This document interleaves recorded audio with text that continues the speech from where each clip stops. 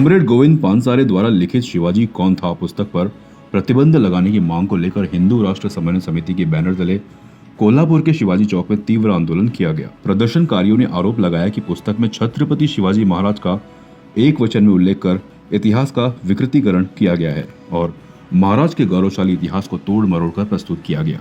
इस पुस्तक पर तत्काल प्रतिबंध लगाने की मांग को लेकर हिंदुत्वनिष्ठों ने पुलिस अधीक्षक कार्यालय में ज्ञापन सौंपा। प्रदर्शनकारियों का कहना है कि पुस्तक में भवानी देवी ने शिवाजी महाराज को तलवार नहीं दी तथा हिंदू धर्म के प्रति निष्ठा के कारण शिवाजी को सफलता नहीं मिली जैसे दावे किए गए हैं, जो ऐतिहासिक तथ्यों के विपरीत हैं। साथ ही हिंदवी स्वराज्य को शिवाजी महाराज की मूल प्रेरणा न मानने से भी इनकार किया गया, जिसे हिंदू अस्मिता पर वैचारिक आघात बताया गया। आंदोलनकारियों ने सरकार से पुस्तक की बिक्री और वितरण पर तत्काल रोक लगाने की मांग की है। साथ ही प्रकाशक और संबंधित संस्थाओं पर भारतीय न्याय संहिता की धारा 299 और 196 के तहत आपराधिक मामले दर्ज करने की मांग भी की गई। महाराष्ट्र हे छत्रपती शिवरायांच्या पदस्पर्शाने पावन झालेला आहे।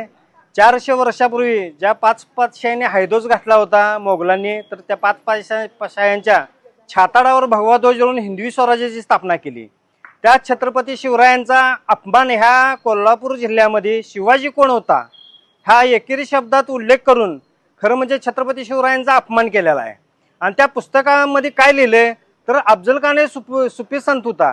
ज्या अफजल खानानं भवानी मातेची मूर्ती तोडली, तिथं गायी कापल्या, विठ्ठल मंदिर विठ्ठलावर तिथं आघात केला, तिथं गायी कापली, कितीतरी शेतकऱ्यांचा उभी पिकं कापली।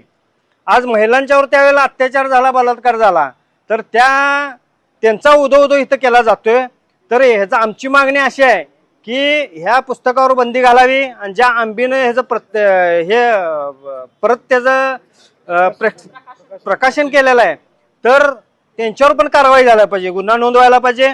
आणि हे पुस्तकावर बंदी नाही घातली तर आम्ही हे राज्यव्यापी आंदोलन छेडू महाराष्ट्रभरामध्ये।